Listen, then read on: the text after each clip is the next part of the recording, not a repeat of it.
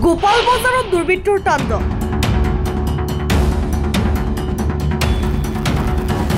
নিশা তাণ্ডৱ চলাই ক্ষতিগ্ৰস্ত কৰিলে দোকানৰ পকী নিৰ্মাণ কাৰ্য, ভাঙি চিঙি চুৰমাৰ কৰিলে পকী দেৱাল। চহৰৰ গোপাল বজাৰৰ দুৰ্গা মন্দিৰৰ সন্মুখতে চলিছিল দোকান ঘৰৰ পকী নিৰ্মাণ কাৰ্য। দিনৰ ভাগত কৰা নিৰ্মাণ কাৰ্য নিশাটোৰ ভিতৰতে এফালৰ পৰা বিনষ্ট কৰে দুৰ্বৃত্তই। দুৰ্বৃত্তৰ এনে কাৰ্যৰ বাবে নলবাৰী চহৰত ব্যাপক প্ৰতিক্ৰিয়াৰ সৃষ্টি হৈছে। ইতিমধ্যে ভুক্তভোগী পৰিয়ালে নলবাৰী আৰক্ষীৰ কাষ চাপিছে। ঘটনাটো আমি পৰহি দিনা গাঁথনি কৰিছিলোঁ, কালি গাঁথনি কৰিছোঁ। কালি গাঁথনি কৰাৰ পিছত ঢালাই কৰি থৈ গৈছোঁ পষ্ট। তাৰপিছত 9:30টাৰ পিছত কোনো দুৰ্বৃত্তে আহি পেলাই ভাঙি থৈ গৈছে।